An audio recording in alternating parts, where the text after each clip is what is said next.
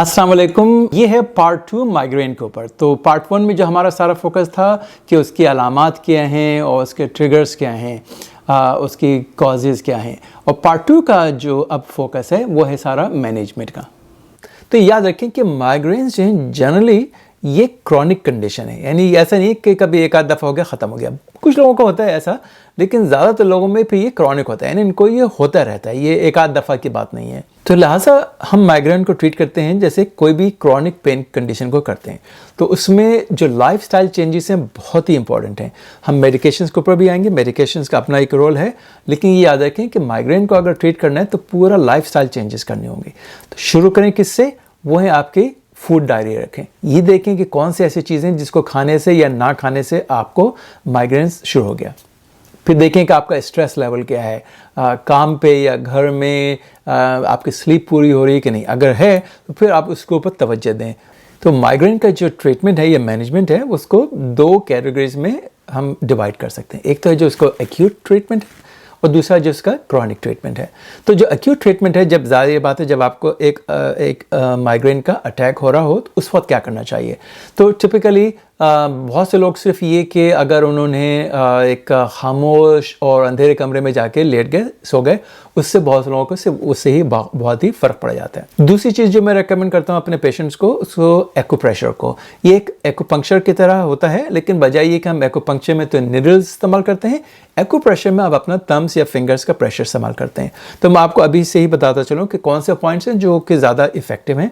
एक तो ये कि जो आपके जहाँ आके भवें आपकी मिलती हैं, यहाँ पे 2 पॉइंट्स अपने फिंगर्स लेके और हल्के हल्के रब करें 2-2 मिनट तक तकरीबन। एक यहाँ पे 2 पॉइंट्स हैं वो यहाँ पे, और इसके अलावा जहाँ आपके पीछे कान के पीछे की जो हड्डी आपको नज़र आती है उसके पास ही आपको, जिसको ऑक्सीपिटल एरिया कहते हैं, वहीं पे रखें और इस तरह से प्रेस करें।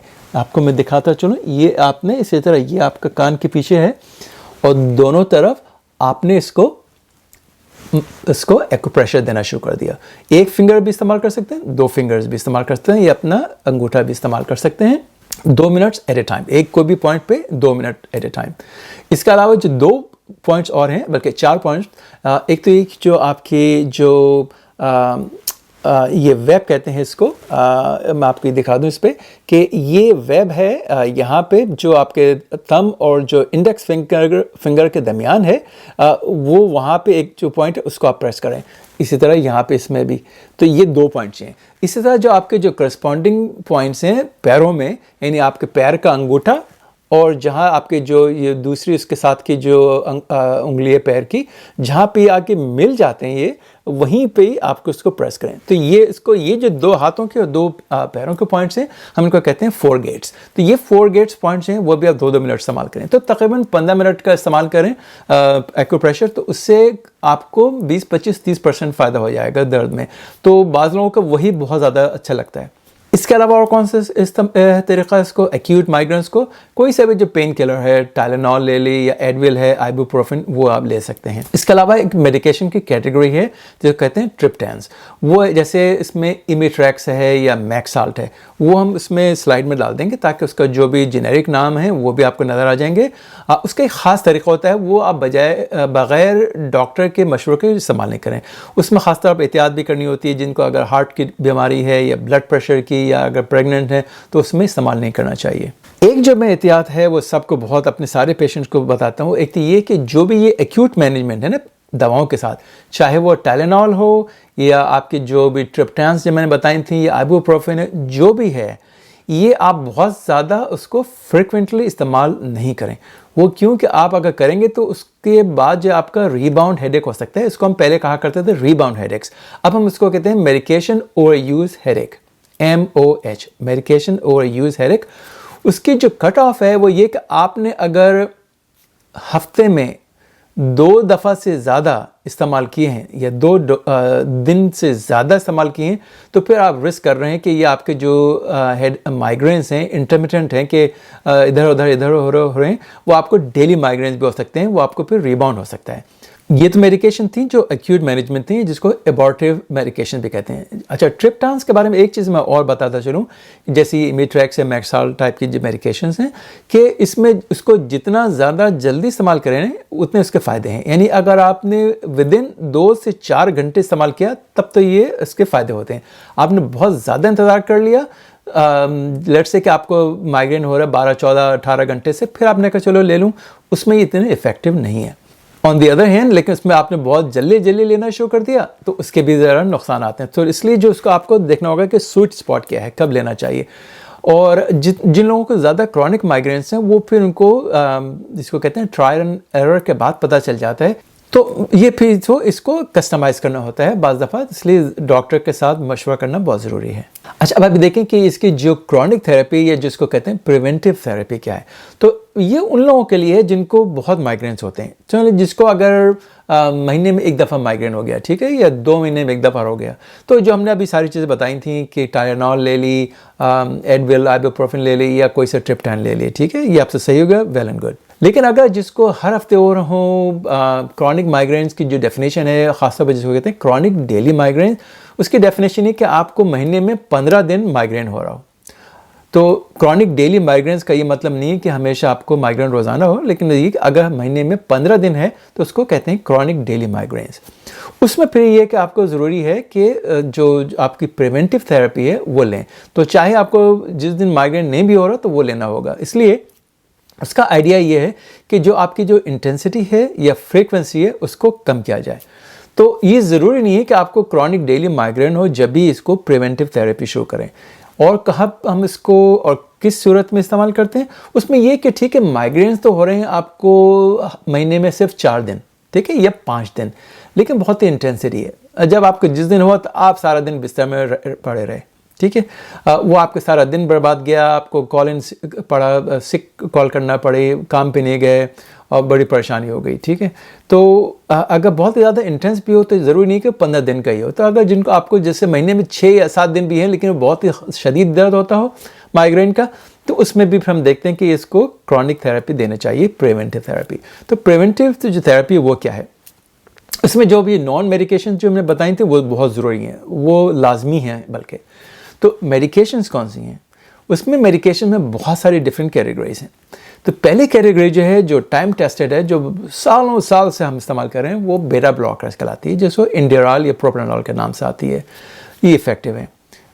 दूसरी कैटेगरी है वो है कैल्शियम चैनल ब्लॉकर्स की। उसमें जैसे डिल्टाइज़म है या वेरापेमिल हम काफ़ी इस्तेमाल करते हैं। इसके अलावा और कौन सी कैटेगरी है, वो जिसको कहते हैं TCAs या ट्राइसाइक्लिक एंटी डिप्रेसेंट्स। अब कोई डिप्रेशन में तो इस्तेमाल नहीं करता क्योंकि बेहतर दवाएं आ गई हैं, लेकिन हम अभी भी माइग्रेन में और बहुत सी क्रॉनिक पेन की कंडीशन में इस्तेमाल करते हैं, खासतौर पर जैसे नॉरटिप्टिलिन है, ठीक। ये सारे नाम हम इसमें स्लाइड्स में डालते रहेंगे। और कौन सी मेडिकेशंस हैं, जैसे गाबापेंटिन है, वो भी काफ़ी कॉमनली अब इस्तेमाल करते हैं, या डेपोकोट है, वो इन सारी मेडिकेशन के साइड इफ़ेक्ट्स भी हैं। तो ये मेडिकेशंस मैं आपको सिर्फ आपकी नॉलेज के लिए बता रहा हूँ, लेकिन ये सारी मेडिकेशंस जो है ना, ये आप ऑब्वियसली बगैर अपने डॉक्टर के मशवरे के बगैर नहीं ले सकते। तो जो कौन सी चॉइस कौन सी है, पहली कौन सी है, दूसरी चॉइस कौन सी है, तीसरी चॉइस कौन सी है, तो टिपिकली जो है ये अभी भी बेटा ब्लॉकर सबसे पहले इस्तेमाल करते हैं। फिर इसके अलावा अब जैसे गाबापेंटिन या ट्राइसाइक्लिक्स हैं, वो भी काफ़ी कॉमनली इस्तेमाल करते हैं। तो ये आपकी फर्स्ट लाइन, सेकंड लाइन या थर्ड लाइन है। उसके अलावा जितनी भी मेडिकेशंस हैं, अब जो है कि अगर आपसे फर्स्ट लाइन से भी आपको फ़र्क नहीं पड़ा या सेकंड लाइन से भी फ़र्क नहीं पड़ा, आपको फ़ायदा नहीं हुआ, फिर इस पर आपको या तो आप एक पेन स्पेशलिस्ट को दिखवाना होगा या जो न्यूरोलॉजिस्ट है उनको।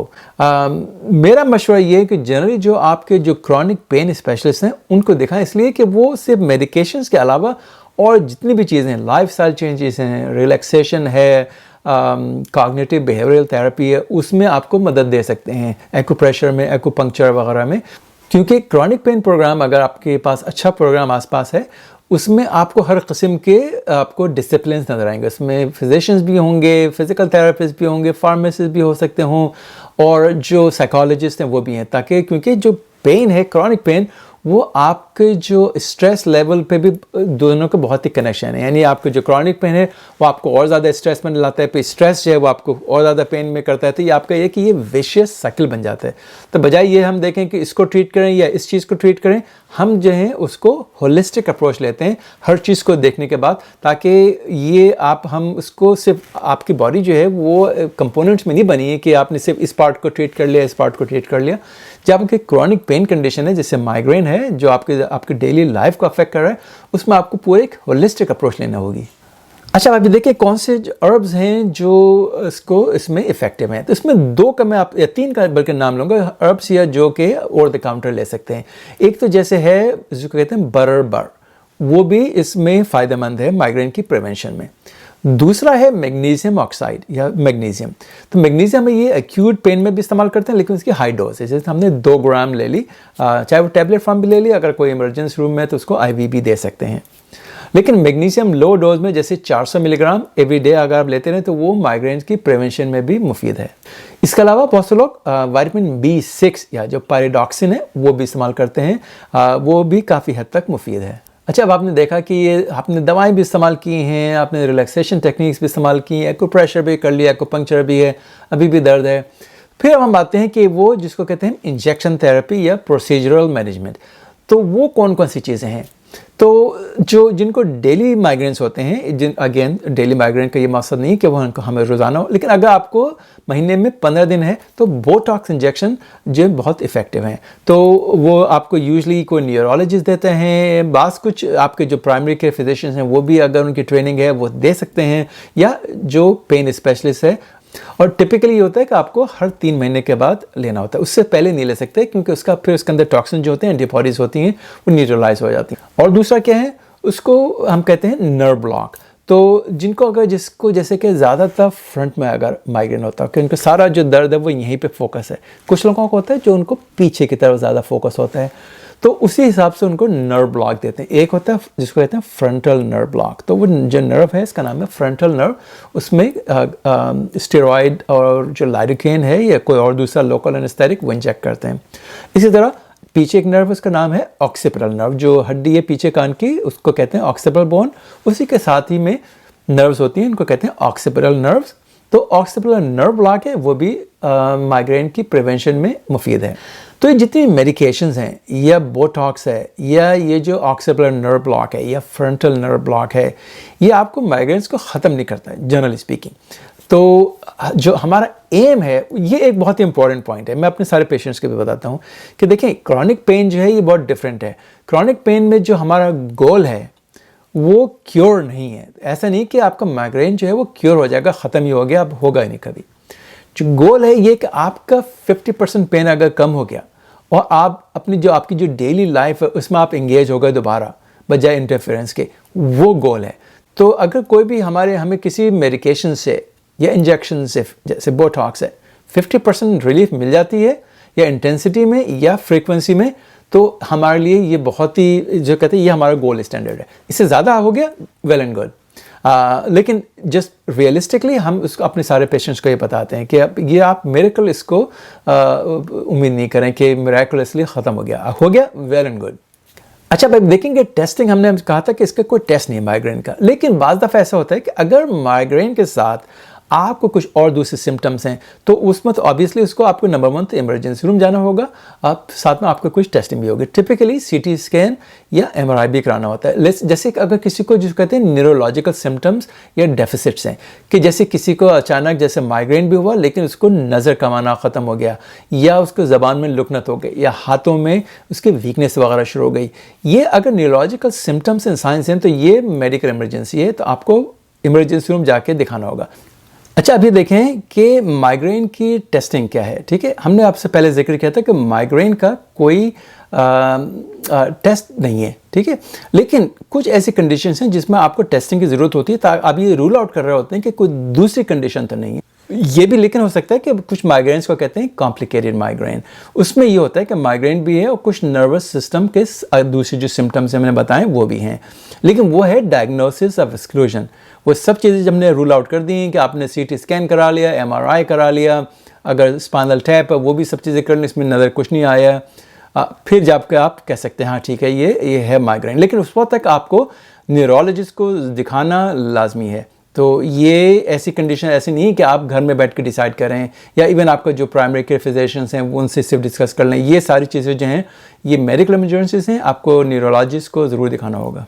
तो देखें, जो हमारे जो टेक होम मैसेजेस हैं वो ये हैं कि नंबर एक तो ये कि माइग्रेन जो है ये क्रॉनिक पेन कंडीशन है, तो उसको क्रॉनिक पेन की तरह ही इसको देखना चाहिए और ट्रीट करना चाहिए। मेडिकेशंस जो हैं वो ज़रूरी हैं इसमें कुछ कंडीशंस में, लेकिन जिसके जो नॉन मेडिकेशन मोडेलिटीज़ हैं जो मैं सारे बताए थे, रिलैक्सेशन ख़ास तौर पे स्लीप हो गई, या उसके फूड अपनी देखें चेक करें, डायरी, स्ट्रेस मैनेजमेंट वगैरह, ये उतने ही इम्पॉर्टेंट है। बल्कि मैं ये कहूँगा कि क्रॉनिक पेन अगर आपको है और बहुत अरसों तक और सालों तक, तो ये जो नॉन मेडिकेशन मोडेलिटीज़ है ना, ये और भी ज़्यादा इम्पॉर्टेंट हैं। तो सिर्फ मेडिकेशन के ऊपर रिलाई ना करें। तो उम्मीद है कि आपको आज का प्रोग्राम पसंद आया होगा। तो अगले प्रोग्राम तक डॉक्टर एजाज़ को इजाज़त दीजिए। खुदा हाफिज़।